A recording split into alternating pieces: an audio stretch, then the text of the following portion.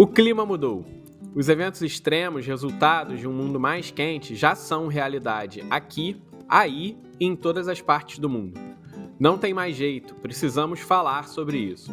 Então, se você quer acompanhar as negociações climáticas, as ações políticas, ouvir cientistas ou mesmo entender como isso te afeta, você está no lugar certo. Esse é o Entrando no Clima, um podcast quente como as mudanças climáticas. Olá, sejam bem-vindos a mais um episódio do Entrando no Clima. Hoje é o 36º episódio do podcast e novamente estamos diretamente de Baku, onde está a repórter especial do OECO, Cristiane Przybyski. Tudo bem, Cris? Oi, Márcio. Oi, ouvintes. Tudo bem? Cris, sábado, dia 16 de novembro de 2024, hora do almoço aqui no Brasil, mas já é noite em Baku, no Azerbaijão, e os trabalhos continuam, né, Cris? Os trabalhos e as negociações não param por aí. Estamos chegando ao final da primeira semana de negociações e você teve a oportunidade de conversar com a delegação do Brasil, com o alto escalão do Itamaraty, que está aí representando o país, e traz um pouco o balanço e as novidades dessa semana. Isso mesmo, Márcio. Sabadão à noite, muita gente ainda trabalhando aqui nos espaços da conferência, inclusive jornalistas. Isso porque nesse sábado terminam as negociações no nível técnico, né, dos tópicos que estão sendo discutidos na agenda da 29ª Conferência do Clima. Então, a partir de semana que vem, representantes do alto escalão dos países, eles começam a voltar para as discussões, para se ter uma discussão mais no nível ministerial. Então, por isso que tem muita gente ainda trabalhando em alguns tópicos da agenda, né? A gente tem tópicos difíceis, assuntos difíceis sendo tratados, né? Como o financiamento, que a gente já falou várias vezes. Ainda não se tem um rascunho do texto que os ministros vão negociar. Então, provavelmente a gente vai ver aí os negociadores varando a madrugada, Márcio. E você conversou com o pessoal do Itamaraty, os negociadores e as pessoas que estão aí representando o Brasil. A Marina voltou aqui para o Brasil para participar da cúpula do G20, mas as negociações continuam, inclusive a liderança brasileira é formada por mulheres. Queria que você falasse um pouquinho disso, assim, como é que o Brasil está vendo essa primeira semana de negociação? Então, como você disse, na quinta-feira de manhã, o Alckmin, o vice-presidente, e a ministra Marina Silva voltaram para o Brasil por conta das reuniões do G20, porque esse ano as reuniões do G20 estão sob a presidência do Brasil também. Então, assim, a gente teve uma coincidência de agendas entre a reunião final do G20 e a Conferência do Clima. Então, Marina Silva, Geraldo Alckmin, o André Corrêa do Lago, que é o negociador-chefe, voltaram para o Brasil para acompanharem as discussões do G20. Então, a delegação brasileira ela está sendo comandada por duas mulheres, que são a Ana Toni, que é secretária nacional de mudança do clima, do Ministério do Meio Ambiente, e a Lilian Chagas de Moura, que é embaixadora. Então, está na mão dessas duas mulheres incríveis. Bom, o que eu gostaria de falar para os nossos ouvintes em relação ao G20 é que agora vai ser natural que os olhos do mundo se voltem para esse encontro que está acontecendo lá no Brasil, para ver o que as maiores economias do mundo tiraram de decisões, né, como eles veem, como eles querem que seja o desenvolvimento do mundo, né, nos seus países nos próximos anos, é isso que se espera. Mas isso não significa que as discussões que acontecem aqui na Conferência do Clima, elas perderam importância, né? Pelo contrário, eu encontrei com alguns representantes do Itamaraty, né, hoje, nesse sábado, e eles estavam relatando, assim, para mim que por mais que o G20 seja importante, né, claro, eles são... Os países que compõem o G20, eles são responsáveis por 80% das emissões de gases estufa. As negociações que estão acontecendo aqui em Baku não estão esperando que saia o resultado do G20 para que elas avancem ou não. As discussões continuam do mesmo jeito e o que eles falaram para mim é que, assim, o que o G20 decidir lá no Brasil, eles vão ter que resolver entre eles. A gente continua fazendo o nosso papel aqui, né? Um outro tópico que eu queria trazer para vocês é sobre o empenho e o esforço dos negociadores, não só brasileiros, mas dos países realmente engajados nessa luta contra as mudanças climáticas, Márcio? Porque é o seguinte, a gente está num contexto diplomático muito difícil, né? Nós temos o Donald Trump na presidência dos Estados Unidos, que é um negacionista e que já prometeu que vai sair do Acordo de Paris, já falamos sobre isso anteriormente, e nós temos o Milei na Argentina, que é um seguidor do Trump e que também pediu para que os seus negociadores saíssem dos espaços da convenção, abandonassem, né? Isso foi notícia, a gente falou sobre isso também nos nossos textos no ECO. Bom, o que está rolando é o seguinte, os negociadores agora que estão aqui em Baku, no Azerbaijão, eles estão se empenhando muito mais, colocando um esforço extra para que essa conferência traga resultados realmente expressivos e concretos, justamente porque os países membros, né, da ONU que estão fazendo essas discussões, eles querem dizer para o mundo, olha só, Estados Unidos e Argentina, ok, eles são importantes sim, mas eles estão fazendo barulho porque eles querem atenção. Mas o processo multilateral, as discussões, o nível das discussões entre os outros 190 e poucos países que estão comprometidos continua. Então, nós vamos mostrar para o mundo que essa luta não está perdida, que o processo multilateral continua em vigência forte, por mais que existam esses atores aí muito ruidosos. E é interessante, Cris, porque quando você compara o G20 e a COP, né, as conferências, de certa forma o G20 é um encontro informal, né? Ele não está atrelado a uma organização, como é o caso da COP, que está atrelado à ONU. Os países não têm um compromisso oficial, né, nas discussões do G20, como é o caso do Acordo de Paris, nas discussões climáticas. Então, de certa forma, as discussões que acontecem na COP, elas se sobrepõem às decisões que vão acontecer no G20.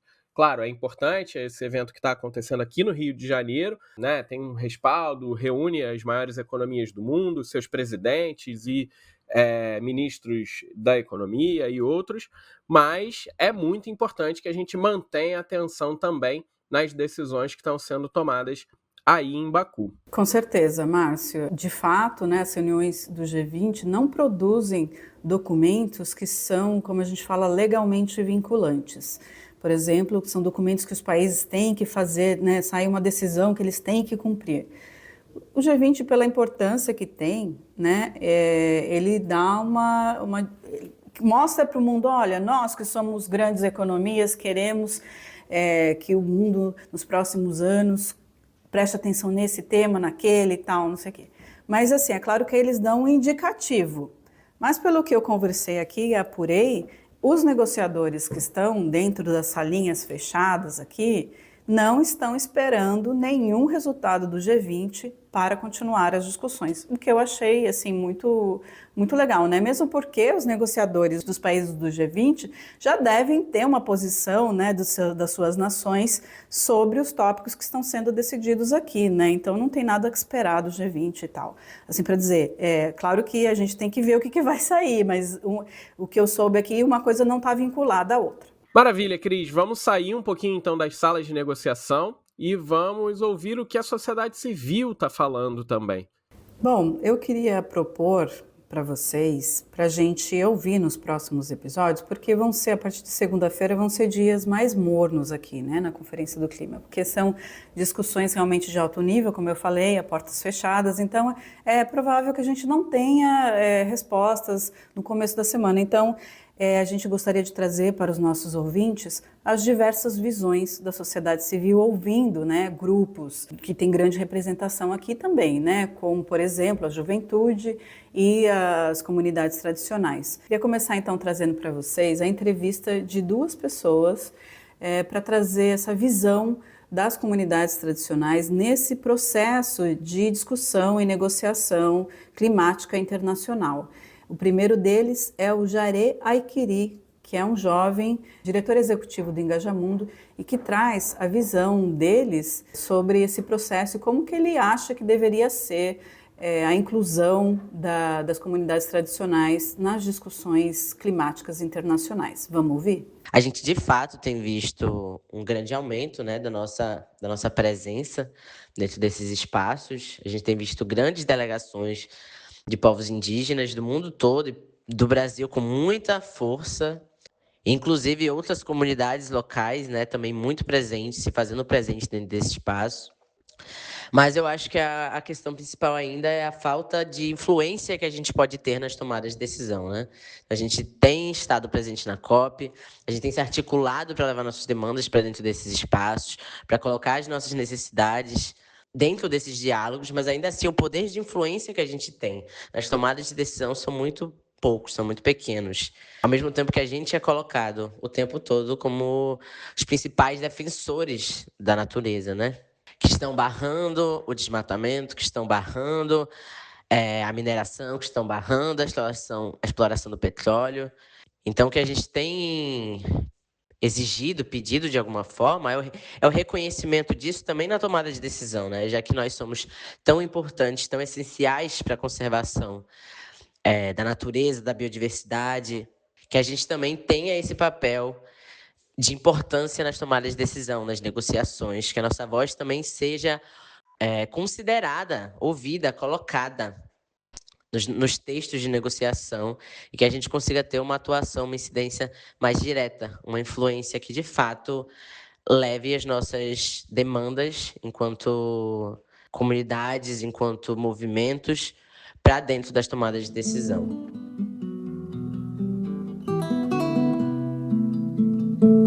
Bom, a gente ouviu o Jaré, agora eu trouxe para vocês também o Ciro Brito, que é analista sênior de políticas do clima do Instituto Socioambiental, que também falou, né, como uma organização, o ISA, né, que trabalha com isso, a visão deles para essa participação dos povos tradicionais.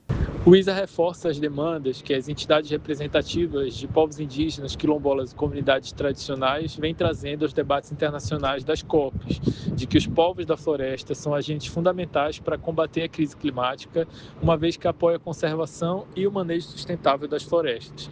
Além disso, de que o foco das negociações deve ser garantir a justiça climática, em que os grupos mais vulneráveis às mudanças climáticas, mesmo não contribuindo para o agravamento da crise, estão sofrendo com seus efeitos de maneira mais acentuada. Por isso, os mecanismos de adaptação e fontes de financiamento devem ser fortemente incentivados e pressionados para que se chegue a bons acordos e que os recursos e as políticas cheguem até os territórios.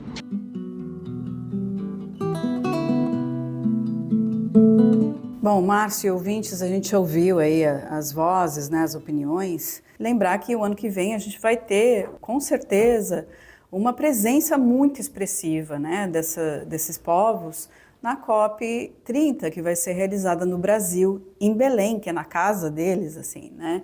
E vai ser muito importante dos nossos líderes, dos nossos políticos, aceitarem esse processo e com respeito. Eu queria trazer para vocês, falar para vocês de uma situação que aconteceu aqui essa semana, que foi uma fala preconceituosa, considerada preconceituosa do Helder Barbalho, né, o governador do Pará. Ele estava num evento aqui na COP 30 sobre mercado de carbono e ele falou que o mercado de carbono poderia permitir que os indígenas não precisassem bater na porta da FUNAI para pedir recursos. E falou também que a repartição do carbono oriundo das áreas indígenas vai permitir que esses povos possam se alimentar e sonhar com um futuro melhor e tal. Essa é uma fala que foi considerada super colonialista e preconceituosa.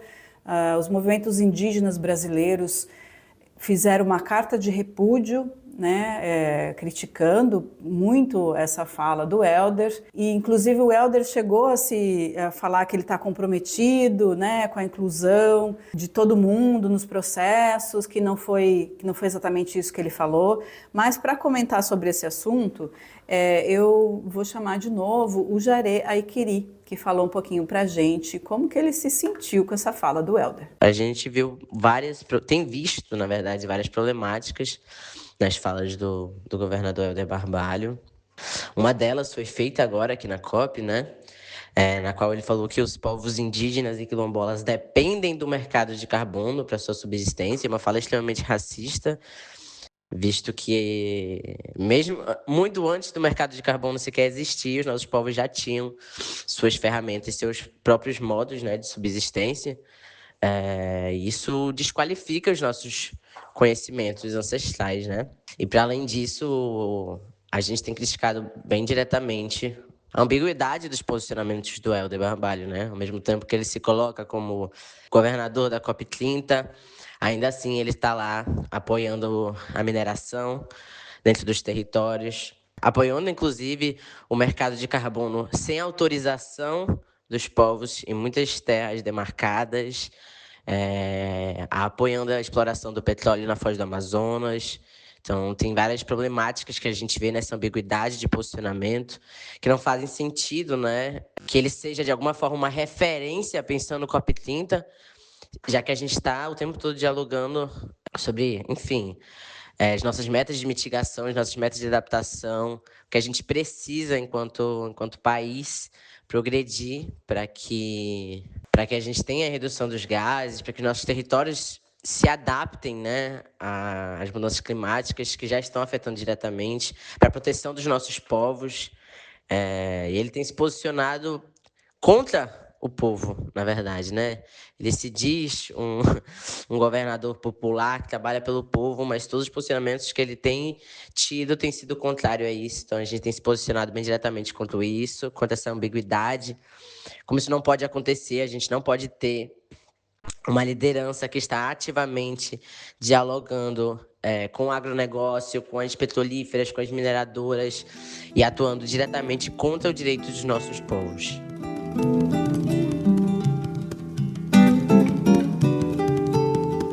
E assim chegamos ao fim de mais um episódio do podcast Entrando no Clima. Amanhã, domingo, é o dia de folga, finalmente, dia de folga para Cristiane Przybyski e para todos que estão em Baku nas negociações climáticas.